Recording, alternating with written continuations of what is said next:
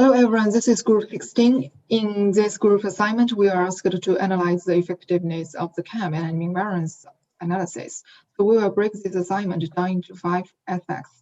Firstly, I would like to introduce how we choose 5 representatives for this project. In terms of portfolio selection, it is generally accepted that there are 3 main types of investors, which are index investors, growth investors, and value investors.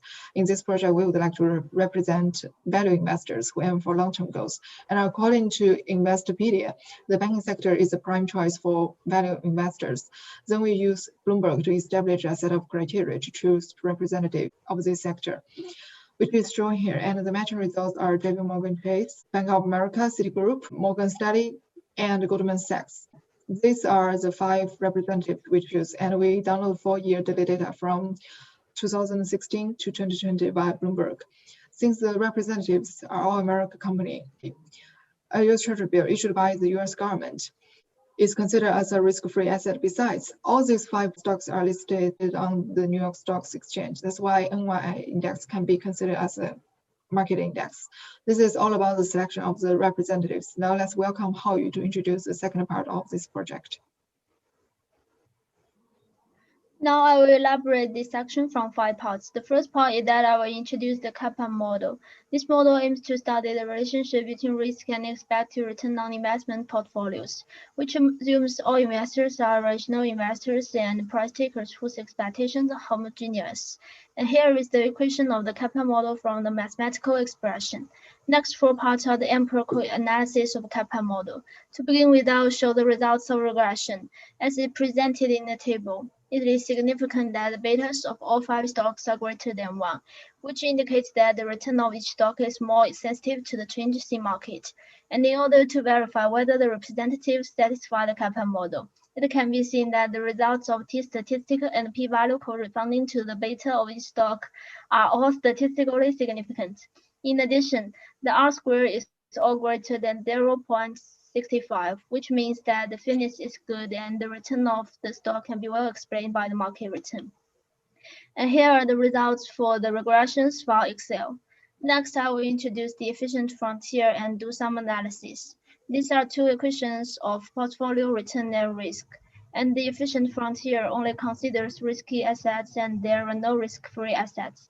Assuming that investors are risk-averse, they tend to root for less risky assets at the same level of return. Similarly, when risk levels are the same, investors tend to opt for the higher yield assets. As for the table and the diagram, they can be obtained by using the MATLAB. It can be seen that the return of GS and CT are lower than those of the other 3 assets under the same risk.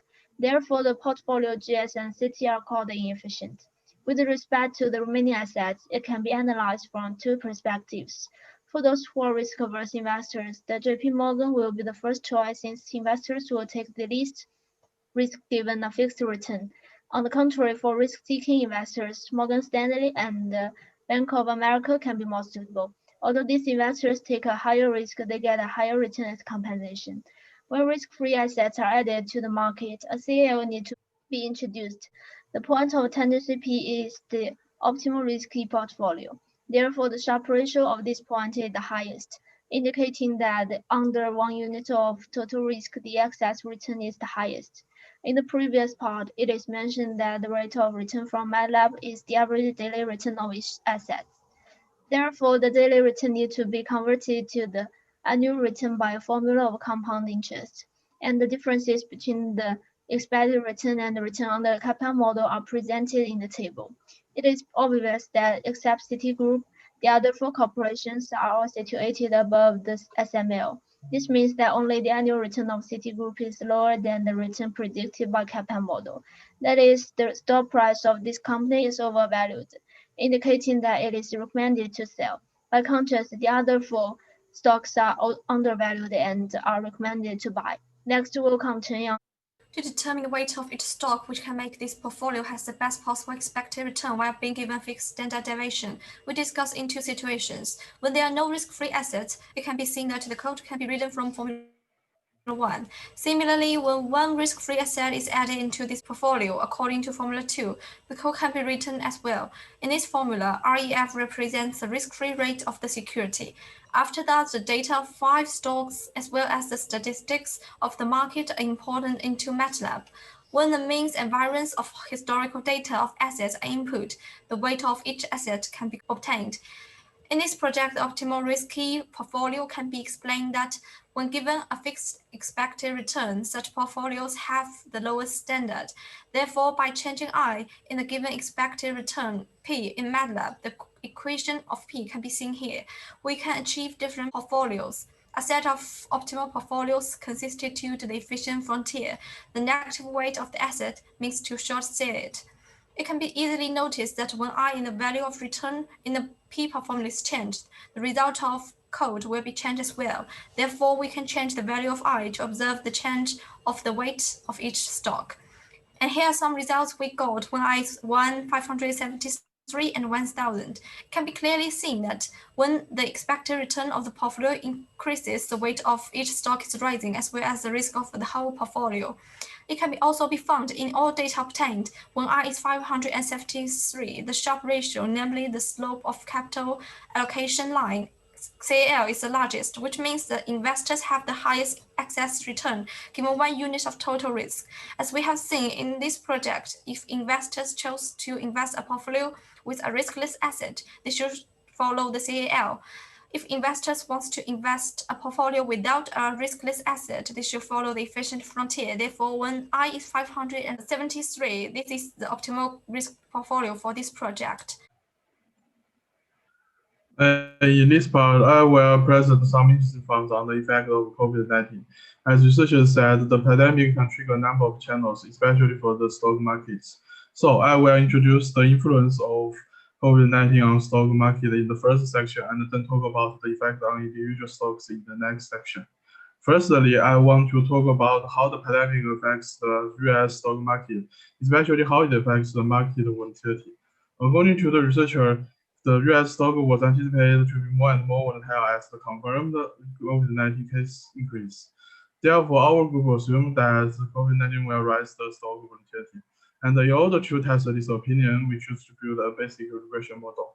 In the first step of building model, we set the SP500 realized volatility as dependent variable. Then we set the announcement of COVID-19 new cases as the independent variable.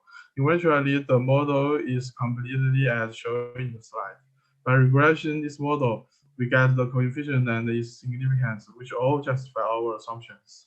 In the next part, I will talk about the effect on individual stocks. Based on the researcher's opinion, our group assumes that COVID-19 is expected to decrease returns and increase variances of assets. And in order to prove this assumption, it needs to compare the value of returns and variances of 5 assets through efficient frontier. The first one is changes in the returns and variances. The differences between returns and variances before the pandemic and that after the pandemic reveal that the variances of 5 assets go up.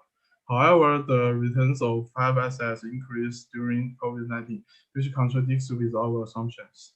This is perhaps because these 5 assets all bank assets, so that other financial announcements may exert more positive influences on the stock return. The second one is the weight of optimal portfolio. As shown in the graphs, COVID-19 needs the return of optimal portfolio to increase with higher variances. And specifically, before COVID-19, the result of optimal weight recommends investors to hold more assets, JPM and BAC. In addition, after COVID-19, the result of optimal weight recommends investors to purchase more assets, BAC and MS. That's all of my part.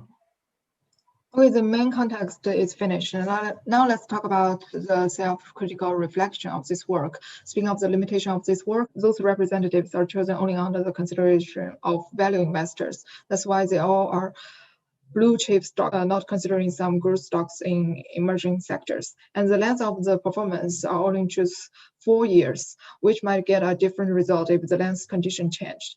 And speaking of the strengths of the work, we make the best use of the software mathematics and Bloomberg's data to obtain, analyze, and verify the data, which guarantees a rigorous empirical analysis. And the teamwork is efficient. The context of the project is designed according to the strengths of the team members. Besides, each team member not only finishes timely, but also communicates about the assignment context with others. Here is a reference list of this work, and thank you for your attention.